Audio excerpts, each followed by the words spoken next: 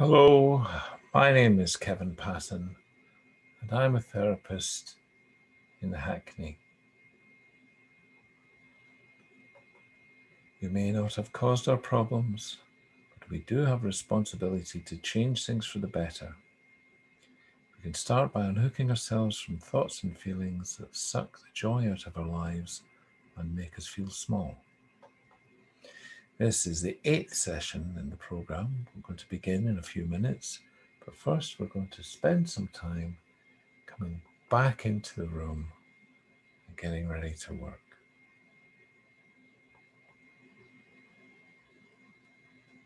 Like to plant your feet into the floor. Push them down. Notice the floor beneath you, supporting you. Notice the muscle tension in your legs as you push your feet down.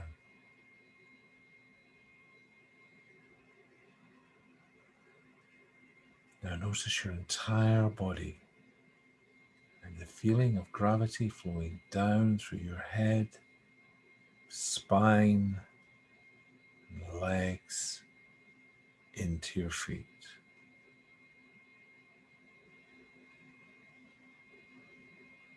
Now look around you. Notice what you can see and hear around you. Notice where you are and what you're doing.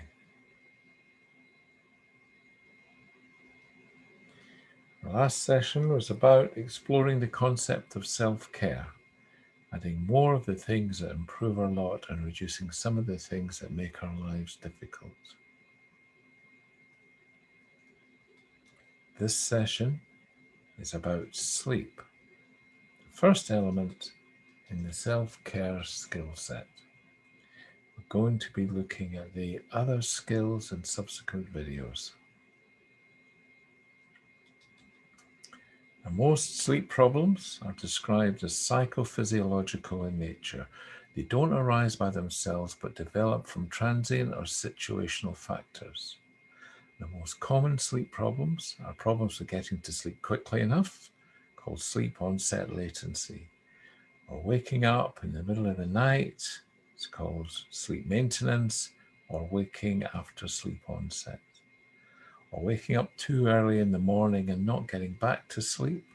The name for this is late or terminal insomnia. We're going to look at each of these, but first we're going to look at how much sleep we actually need and what happens if we don't get it. Now, as you can see, there's no magic numbers here. How much sleep you need varies quite a lot, and it's not necessarily 8 hours. But the typical amount of sleep each person requires is usually somewhere between 6 and 10 hours, depending on the individual. There's reason to believe that people with insomnia may seriously underestimate how much sleep they're actually getting, though, and that's good news. Worrying about not getting enough sleep is itself a major part of the problem. Thinking too much about things in a way that makes us tense, agitated, or stressed frequently makes our insomnia worse rather than better.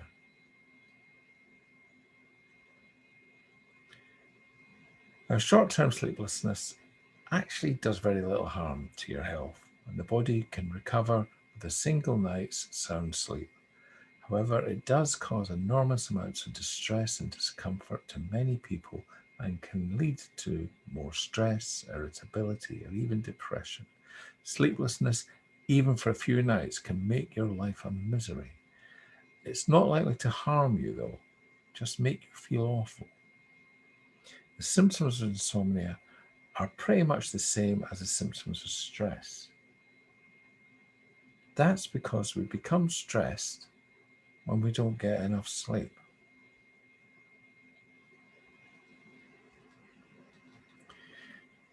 So the problems getting to sleep are usually caused by a combination of 5 factors.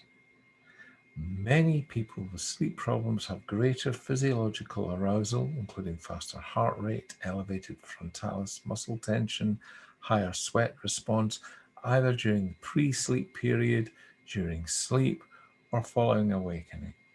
They also display higher core body temperature both during the day and at night, and also less cyclic variation compared to good sleepers. Therefore, interventions that target autonomic arousal have frequently been used to good effect.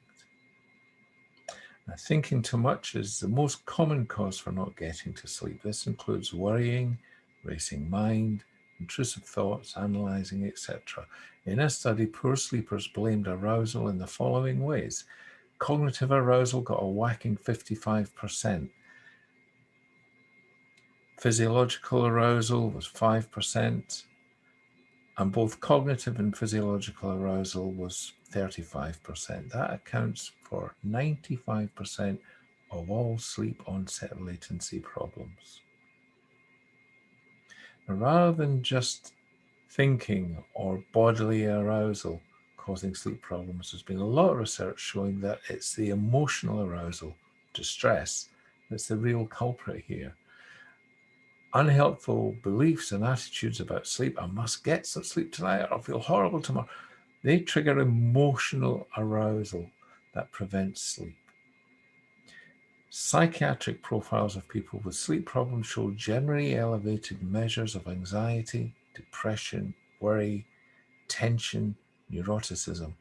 Also, insomniacs show higher reactivity to stress, and their coping mechanisms, such as assertiveness, can be lower. The thinking is that by communicating more assertively, people will go to bed with freer minds. People who have trouble sleeping overestimate how much they are awake during the night and underestimate how much sleep they're actually getting. This is present in nearly every case. Therefore, the use of a sleep diary to obtain objective information is key to correcting our perceptual distortions over lack of sleep. Now, sleep isn't a voluntary action. It's a reflex response. When an animal has sufficient sleep drive, it's been awake long enough, it's safe, and the environment provides the right cues, then sleep will come easily. The problem with people who have trouble sleeping is that the bedroom, bedtime routine, and the bed itself have become associated with staying awake and other activities such as reading, watching TV, being on your smartphone or iPad or whatever, rather than sleeping. This has led to one of the most important clinical interventions for insomnia, stimulus control. Armed with this information, we're now going to look at some things we can do to help us sleep more quickly. People who have problems sleeping have a higher core temperature than people who sleep well.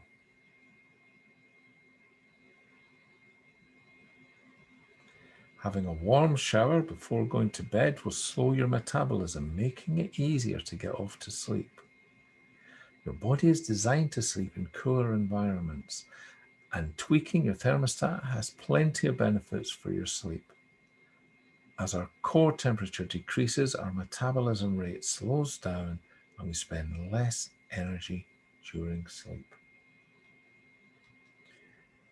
The most pronounced drop in body temperature happens when you enter REM sleep. That's the stage of sleep during which you typically see dreams. Cellular repair and memory consolidation occur during REM sleep too, so it's a very important stage, and sleeping at cooler temperatures may promote the transition into it. Experts assure us that both late evening insomnia and early morning awakenings are linked to the disruptions in body temperature rhythm.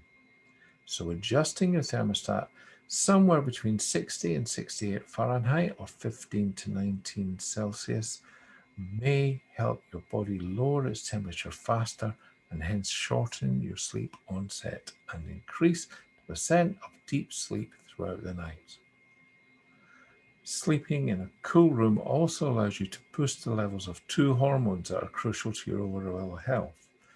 The decrease in your core temperature results in increased levels of the sleep hormone melatonin, But what's even more interesting is that melatonin itself has a hypothermic effect, meaning it can decrease your temperature.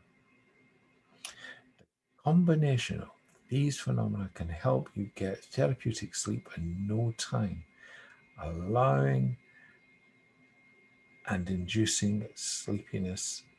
Melatonin also eases the symptoms of tinnitus, gastroenteric pathologies, as well as supporting eye health. Human growth hormone is produced by the pituitary gland in the brain. It reaches its peak during the deep sleep phase, which involves a temperature drop, remember?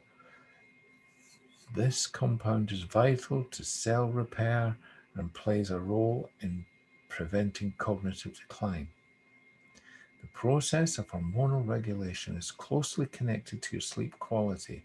If you want to improve both, try regulating your room temperature at lower levels. Now, sleeping in a cold room can also help you lose weight. A 2014 study published by the Diabetes Journal reported that a group of men who slept in a cooler environment, 18 degrees C compared to 23 degrees in the control group, had increased amounts of brown fat. Now, brown fat is considered the good fat. Your body can use it as an energy source, unlike white fat, which is stored in fat tissue and can lead to diabetes. Although the study was conducted on healthy individuals, scientists believe that the results used in creating a treatment for pre-diabetes and helping obese people reduce their weight.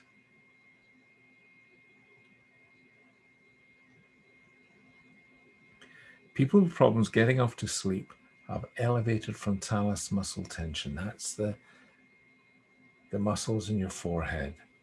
Releasing this tension helps you relax and makes it easier to sleep.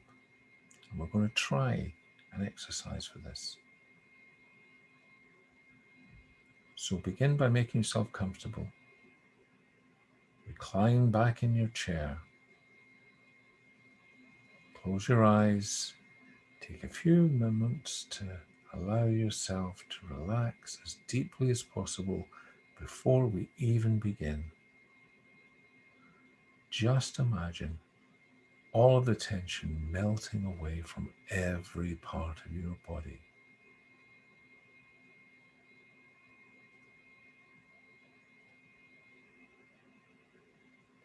Continue to relax passively while I speak. In a few moments, I'm going to help you become more aware of the contrasting sensations of tension and relaxation in your muscles so that you can spot tension in daily life more easily as soon as it occurs and learn to relax more deeply. The goal of tension release is to become more aware of how you use the muscles of your body so that you only tense the parts of your body you're using and expend as much energy as you actually need during your daily activities or in difficult situations. You will be asked to tense different groups of muscles in turn. Try to keep relaxing the rest of your body while you do so. Now, when you're asked to tense muscles, you don't need to go overboard, just tense them moderately enough to be able to feel the sensation. And only in the muscles that you're using at the time. Most people are capable of learning to relax their muscles much more deeply than they normally do. That's because even when you think you're completely relaxed, there's normally a residual level of contraction or tension that remains. The best way to go forward beyond your normal level of relaxation is to begin by first tensing the muscles and studying very closely how that feels.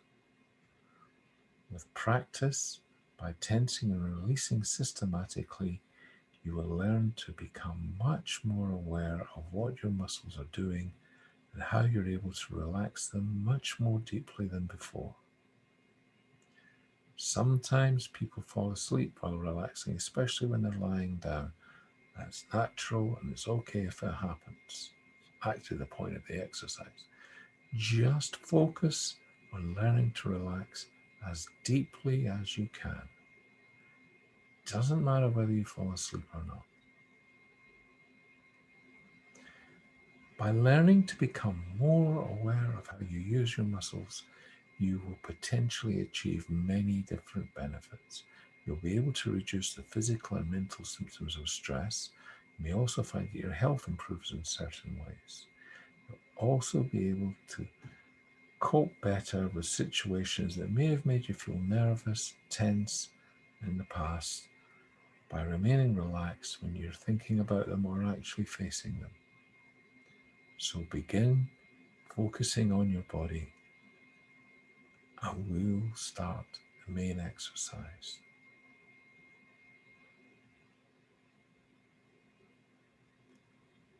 Now focus on your forehead muscles. Raise your eyebrows high and wrinkle your forehead. Notice where the muscles actually tense. Good. Now let your eyebrows drop back down. Your forehead becomes smooth. Relax completely.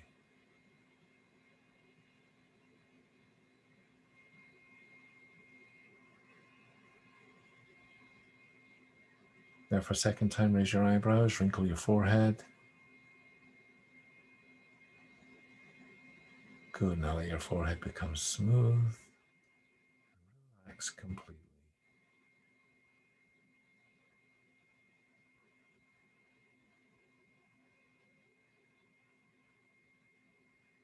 Continue to focus on your forehead, but this time squeeze your eyebrows together as if you're frowning at something. Notice where the muscles are actually tensing.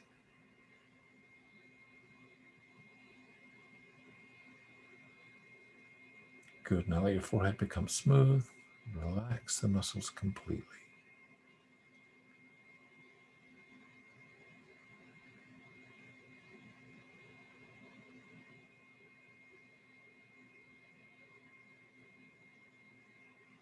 Now for a second time, frown, draw your eyebrows together.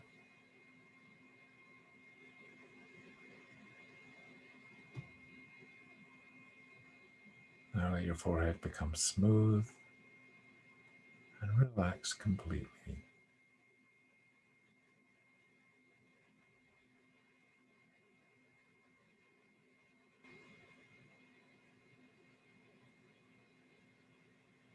Now squeeze your eyes tight shut. Notice where the muscles are actually tensing.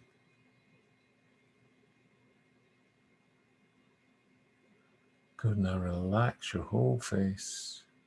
Relax your eyes completely. Notice the contrasting feeling as you release the tension.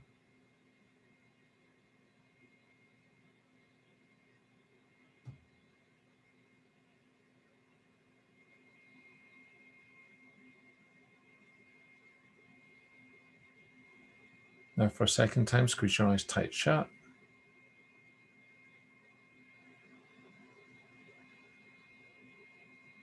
Now relax your eyes and face completely.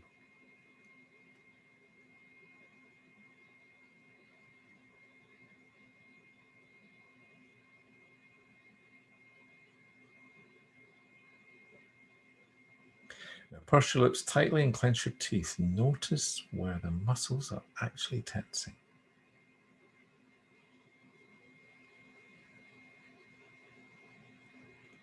Good. Now relax your whole face, relax your lips, your jaw.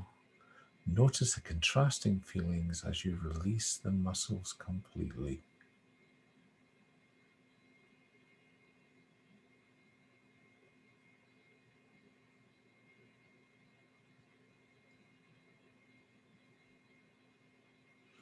Now for a second time, purse your lips and clench your teeth.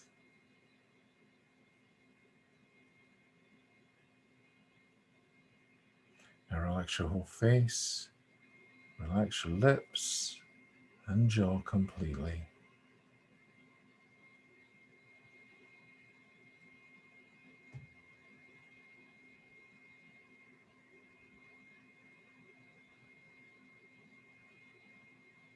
Now, without actually trying to physically tense any muscles, just imagine the muscles of your face tensing up more and more. Try to picture those muscles contracting in your mind's eye. Just imagine what that would feel like. Notice any tension creeping back into your face as you use your imagination.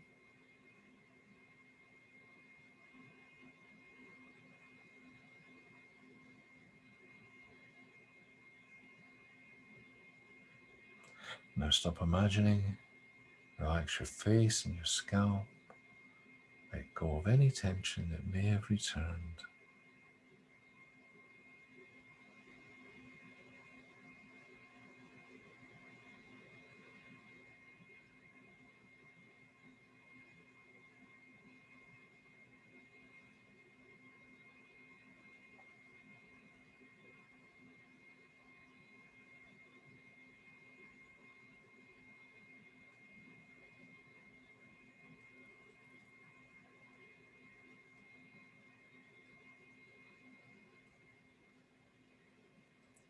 Good. Now, for a second time, imagine your face growing more and more tense.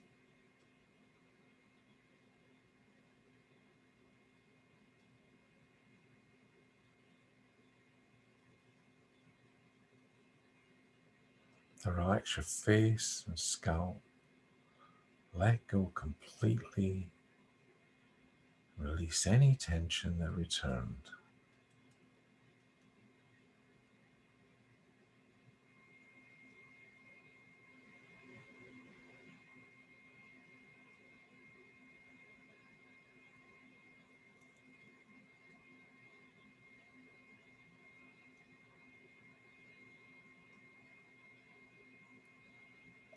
Now, just do nothing. Allow your whole body to continue relaxing. Keep letting go. Imagine the tension releasing even further beyond the deepest level of relaxation that you've experienced before.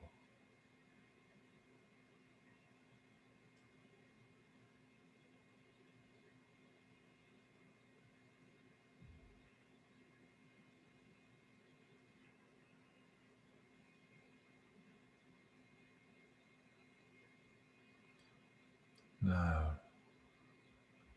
I'm going to begin counting from 5 down to 0.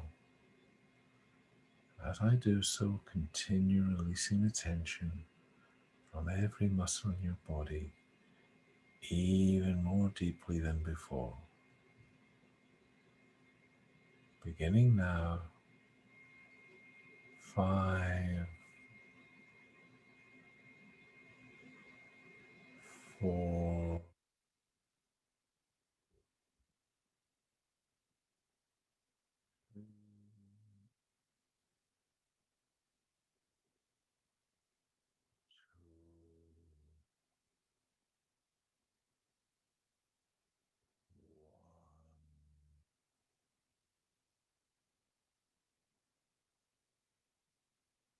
0.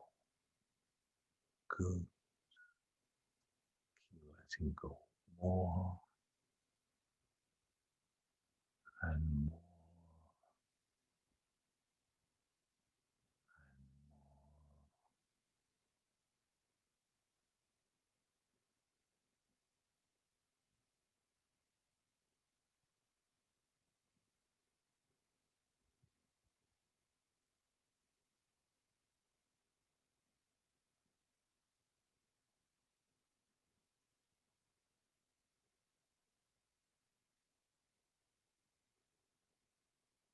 Focus on your breathing for a while.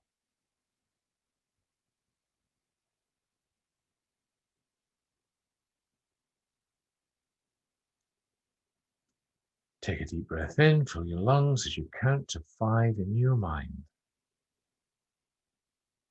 And notice where the muscles are actually tensing.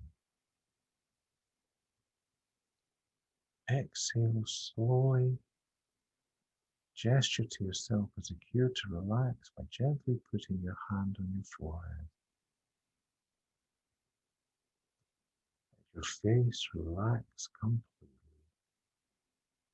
and allow your breathing to continue automatically at its own rate. Repeat the words, let go, in a soothing voice over and over again in your mind.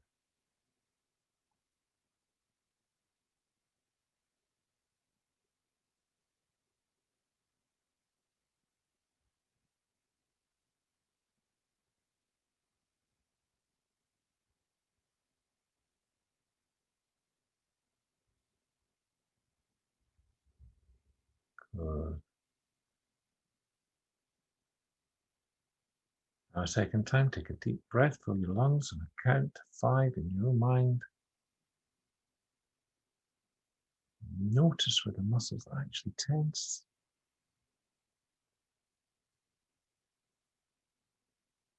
Exhale slowly, gently gesture to yourself to relax your forehead. Let your face relax completely. Allow the breathing to continue automatically at its own rate. Inside your imagination, keep saying the words, let go.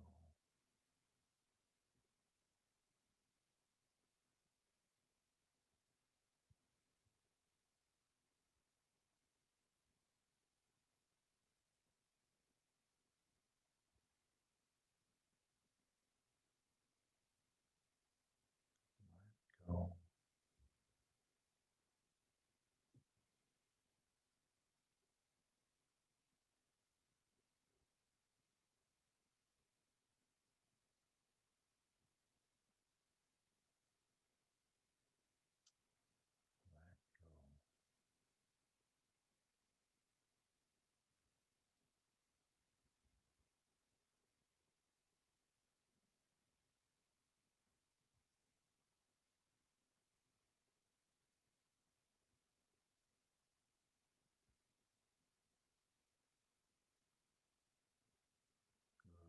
Good. You've done well. Now take a moment to make a mental note of your peak relaxation level. On a scale of 0 to 100%, where 100% means as relaxed as it's physically possible for you to be now. How would you rate your deepest level of relaxation that you experienced in this exercise?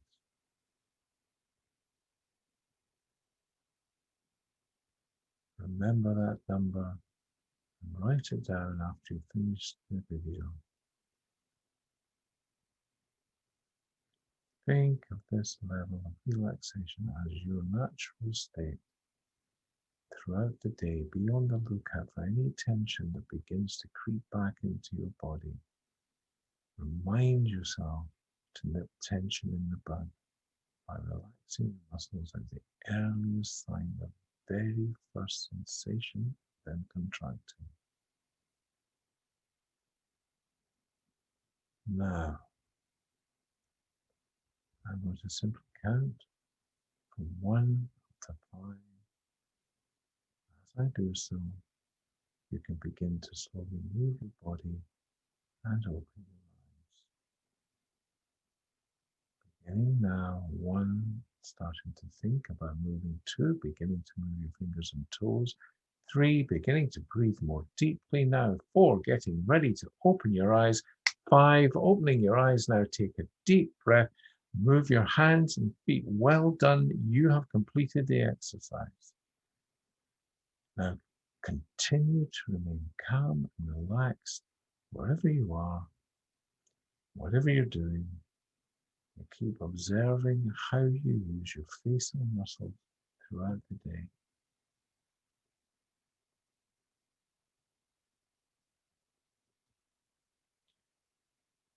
So we're going to talk a little bit about the autonomic nervous system. Got the sympathetic response, also known as fight or flight. So there's out in the forest, there's this big beast. You're either going to kill it or you're going to get the hell out of Dodge. Your body is releasing adrenaline, your heart's pumping, you've got more oxygen, you've got more power, you've got more focus, you're more impulsive, you're all set up to act rather than think. You're top of your game. Sometimes that can kick over into when you're actually paralyzed and all this adrenaline like a rabbit in the headlights. Then we have the parasympathetic response, rest and digest. You've killed that animal, you've dragged it back into your cave, you've skinned it, you've cooked it, you've eaten it, and now, you're just sitting back and chilling. You might have experienced something like this after a Christmas meal. What's happened is, after burning up all that energy, putting your muscles under all that stress, body's released endorphins, and it's helping you recover. Endorphins help us feel more calm and relaxed, activated by putting muscles under stress. Heavy cardiovascular exercise that gets you sweaty and out of breath will activate your endorphins. When we exercise, our bodies first get a boost when we need more oxygen. Once we've activated our endorphins, we feel calm and relaxed, but this takes time. So don't exercise later than 4 hours before going to bed. If you leave it too late, then you're still in that aroused activation stage and you're going to find it hard to get to sleep.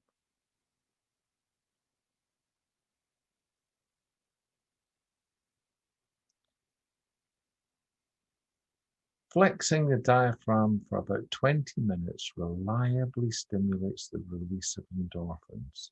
In this sense, diaphragmatic breathing is as good as a couple of hours gym work. Diaphragm's a muscle, but unlike the major muscle groups, the big skeletal muscles, it doesn't become toned. So flexing your diaphragm for about 20 minutes reliably gets it crying out for endorphin release. The other muscles, the more toned they get, the harder you have to work them before they become so distressed that the body releases endorphins. Now we're going to practice some breathing exercises. Got a video for you to watch. I'd like you to practice as you watch them. The first one is developed by the armed forces and is now used a lot by paramedics, people having panic attacks, and it's called square breathing. Now you can do this by drawing with your finger a little square on your thigh or on the palm of your hand, but I'm going to do it quite visibly. So breathe in for 4 seconds.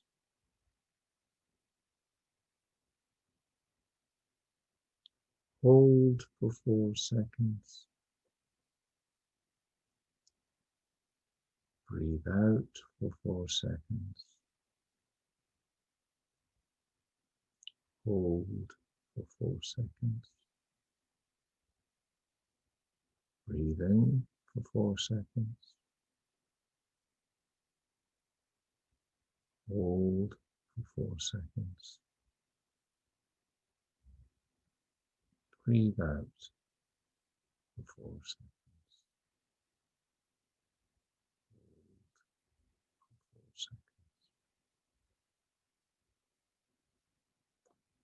This, using a gesture, counting, and focusing on the breath, is very effective at shifting focus away from the things that are chattering away in your mind and shutting you up.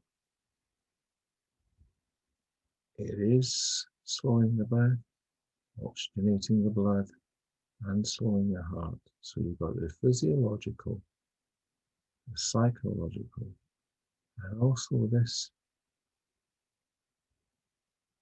conscious breathing, flexing the diaphragm a little bit. When you flex the diaphragm, like any other muscle, you're putting it under stress. You do that enough, it releases endorphins.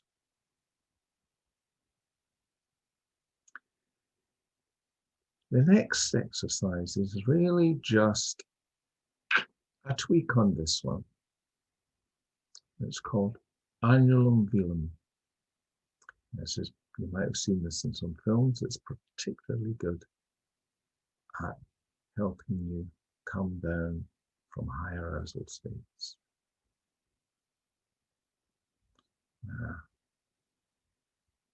There's some funny things you can do with your fingers. If you want to be a purist, you bring your two middle fingers like that. Place one either side. I prefer thumb and index finger. Close your left nostril. Breathe in through your right nostril. Hold for 4 seconds.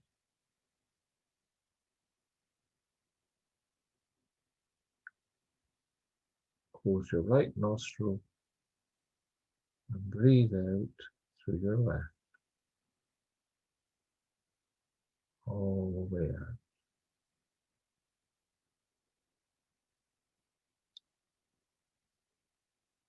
Breathe in through your left nostril. Hold for 4 seconds. Close your left nostril. And breathe out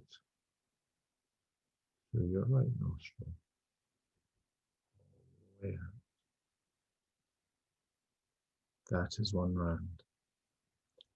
You can do that usually for 5 or 6 minutes. This, using your fingers, concentrating, focusing on your breath and the counting, again, refocuses you away from what's driving you nuts. And it has the effect of oxygenating the blood, slowing your heart. Most of the air we breathe in, most of the oxygen we breathe in, 75% of it we breathe straight back out again, because the lungs are already full of air. So by breathing out all the way, get rid of the stale air in our lungs, and more of the air, more of the oxygen gets to be where it needs to be, into our lungs, into our blood, and up into our brain. And the heart is like a pump. The higher the blood oxygen content, the slower it pumps. The lower the blood oxygen content, the faster it pumps. So just to go over that one again, close your right nostril. Breathe in through your left. Hold for 4. Switch nostrils. Close your left. Breathe out through your right.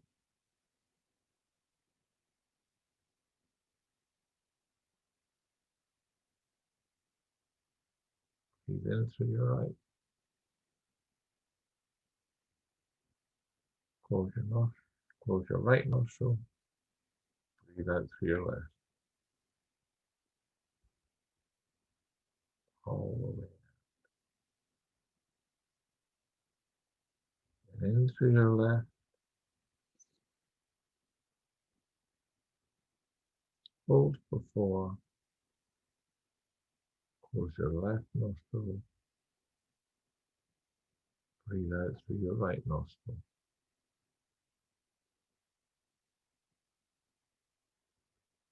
I think I got that the other way around the first time. It doesn't really matter. Physiologically and psychologically, it's doing the trick.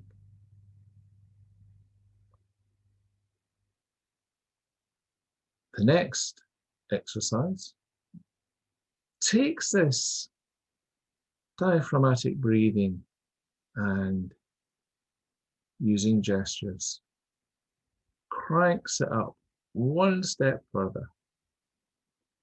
And this one is called Brahmari Pranayama. And it's a little strange, not really something you want to be doing sitting on the bus. You might have seen this in films when someone is getting overwhelmed. You close off this part of the ear here, close it down, push against the inside of your head. You do that with your thumbs, push your fingers onto your ears, place your fingers over your eyes, blocking out the light, and make a noise with your lips.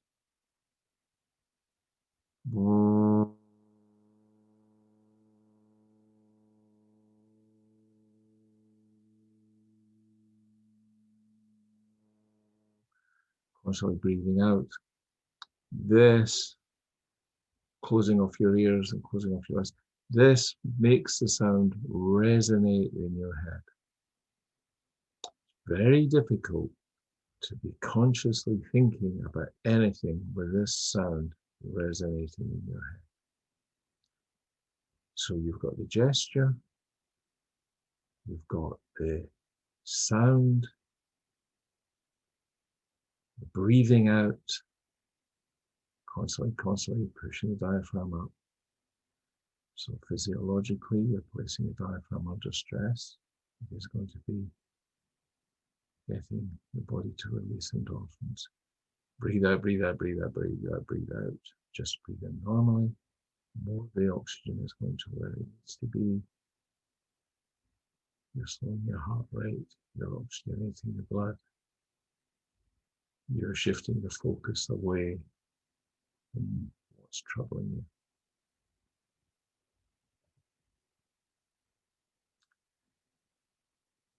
So that one, close your ears, close your eyes.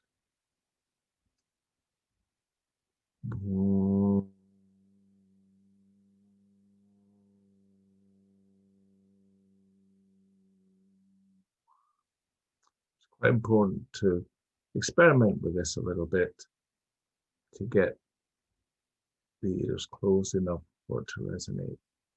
Now you can do this simply just by sticking your fingers in your ears and closing your eyes. That works too.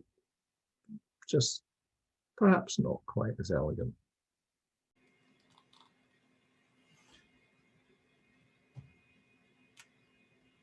So with the square breathing, you draw a square each side. Breathe in for 4. Hold for 4. Breathe out for 4. Hold for 4. Do that for as long as you like.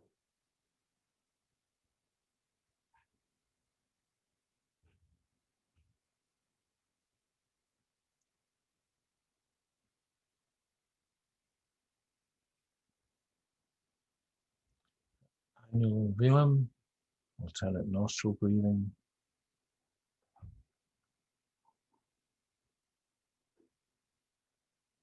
It's really just taking the same principle and cranking it up a stage. There are more gestures involved. The counting and the breathing remain pretty much the same. It's just refocusing away from whatever's driving you nuts, and you're still getting the same effects.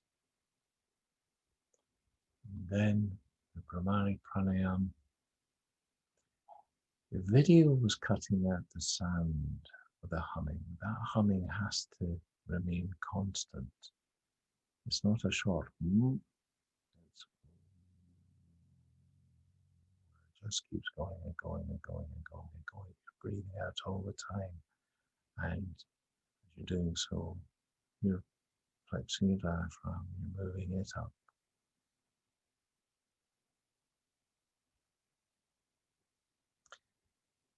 Now, it's important to know that the diaphragmatic breathing is not a miracle cure and should not be considered as a substitute for any medical consultation or physical, mental, or psychological illnesses. It is a powerful natural technique for maintaining emotional balance and building resilience. Pranayama may not be suitable for everyone. It involves a rise in intra-abdominal pressure, and that's contraindicated for people suffering from diseases that are in a severe and uncontrolled stage, such as but not limited to piles or hemorrhoids, any kind of hernia, any kind of persistent cough, anything to do with acute symptoms, epilepsy, heart disease, high blood pressure, incontinence of urine, any major psychiatric disorders. People who have undergone major surgery should wait at least 3 months before practicing diaphragmatic breathing. If in doubt, first consult a medical professional for guidance. Anyone undergoing physician-prescribed therapy who experiences improvements through pranayama should get the advice of the doctor before reducing dosage or stopping treatment. Now, some people complain about a heaviness in the head or a mild to moderate headache after practicing breathing exercises. This is quite common and it settles down on its own. But if it continues, it may be due to excessive force being applied during the exercise. Take it easy and do the exercises gently and more slowly. Put the emphasis on feelings and enjoying the exercises rather than applying force.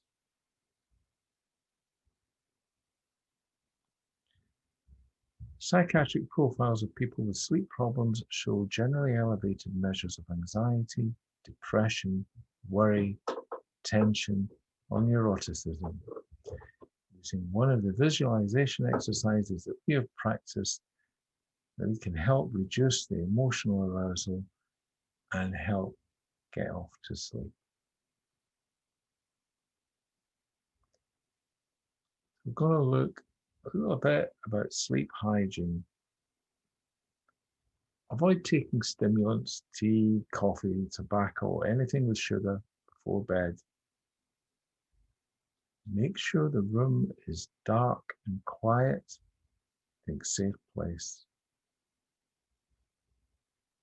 Only use the bedroom for sleep and sex.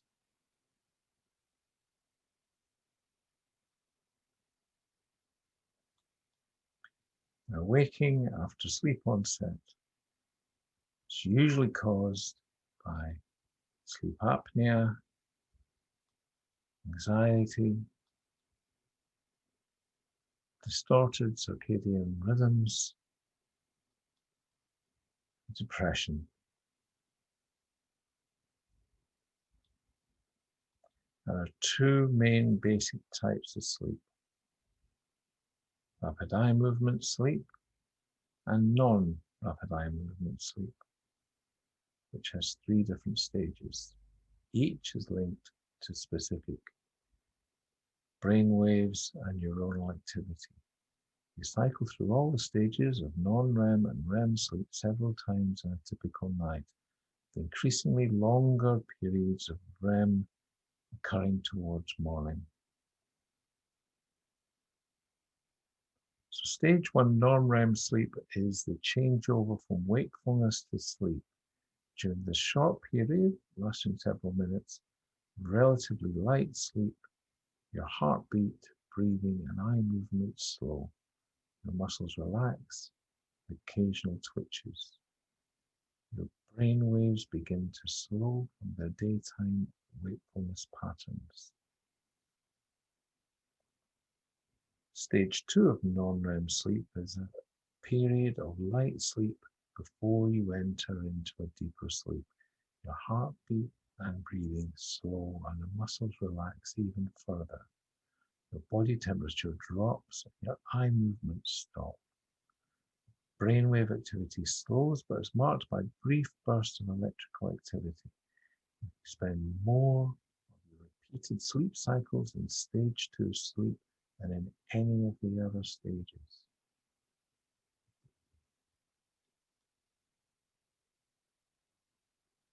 Stage 3 non-REM sleep is a period of deep sleep that you need to feel refreshed in the morning. It occurs for longer periods during the first half of the night. Your heartbeat and breathing slow to the lowest levels during this stage of sleep. Your muscles are relaxed and it may be difficult to awaken you, and your brain waves become even slower.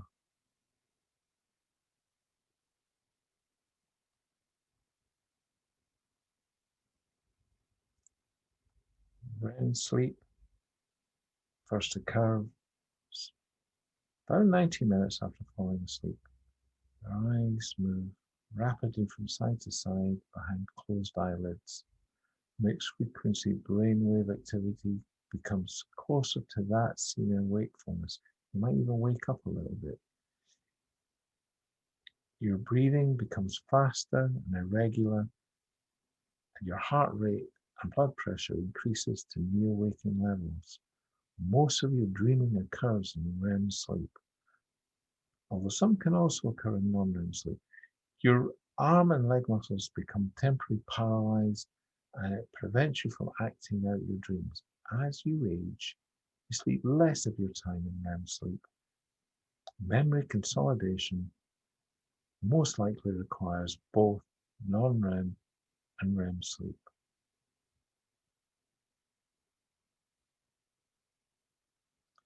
Now, as you can see, reviewing the sleep cycle here, you can see that our deepest sleep occurs in the first couple of hours. So even if we wake up early, we will have had enough sleep to physically refresh our bodies. That's important for people who get disturbed in the middle of the night and you think that, in the morning it's all going to be terrible, going to be too tired. The body has had the sleep it needs.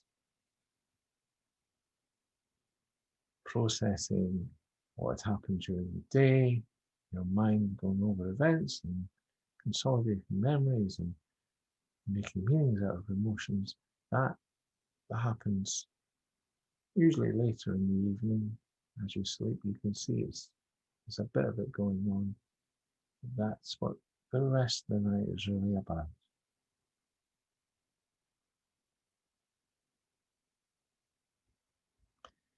Now, there are two internal biological mechanisms, the circadian rhythm and homeostasis, working together to regulate when you are awake and asleep. Circadian rhythms direct a wide variety of functions from daily fluctuations in wakefulness, body temperature, metabolism, and release of hormones. They continue to control your time of sleep and cause you to be sleepy at night and your tendency to wake in the morning without an alarm. Your body's biological clock, which is based on a roughly 24-hour day, controls most circadian rhythms. Circadian rhythms synchronize with environmental cues, light, temperature, about the actual time of day, but they continue even in the absence of these cues. Now, the sleep-wake homeostasis keeps track of your need for sleep. The homeostatic drive reminds the body to sleep after a certain time and regulates sleep intensity. The sleep drive gets stronger every hour that you're awake and causes you to sleep longer and more deeply after a period of sleep deprivation. The factors that influence your sleep-wake needs include medical conditions, medication, stress, sleep environment, what you eat, what you drink. Perhaps the greatest influence is exposure to light. Specialized cells in the retinas of your eyes process light and tell the brain whether it's day or night and can advance or delay the sleep-wake cycle. Exposure to this blue light can make it difficult to fall asleep and return to sleep when awakened. This is why everyone talks so much about TV and computers and laptops and iPads or whatnot, Kindles before when you're in bed. All of that starts sparking off these specialist cells and starts messing with your circadian rhythms. Now, if you kind of notice, our wakefulness and arousal kind of peaks 9, 10, 12, starts coming back down at 1 o'clock. You can see this dip about 2:30 in the afternoon and then gradually rising again. In work and in training, we always talk about this lunchtime dip in energy. And sometimes if you're on a day's training course, they will do something to energize you. Afternoon tea, the English idea of the afternoon tea, just taking in a little bit of stimulant, a little bit of caffeine, a little bit of sugar and the biscuit, gives you that little boost of energy just to see you over into throughout the rest of the afternoon. Of course, in Mediterranean countries, they have the siesta.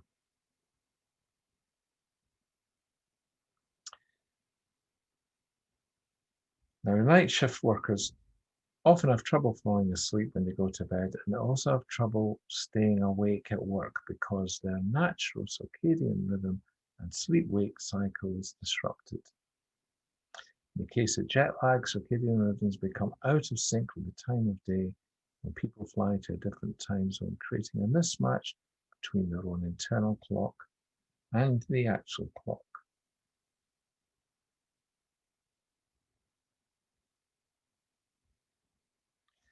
Looking at the mechanisms for promoting sleep suggests that the following strategies will improve our sleep.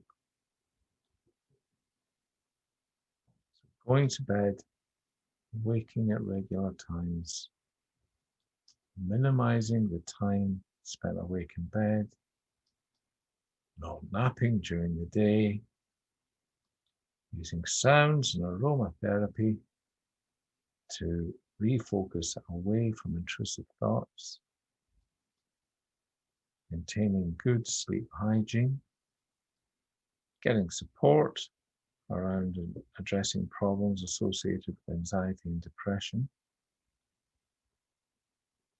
trying some biofeedback, help you learn relaxation and refocus from intrusive thoughts, using guided imagery and visualizations or progressive muscle relaxation techniques that we've practiced.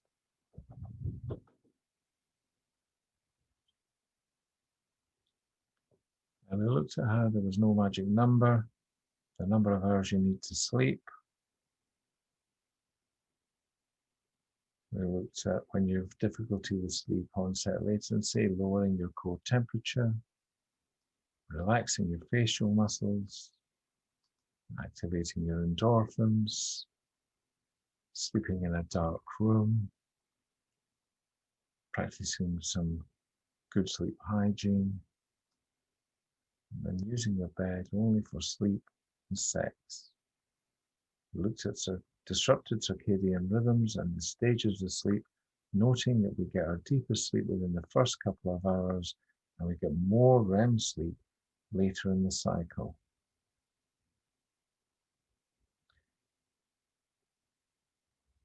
When we have trouble with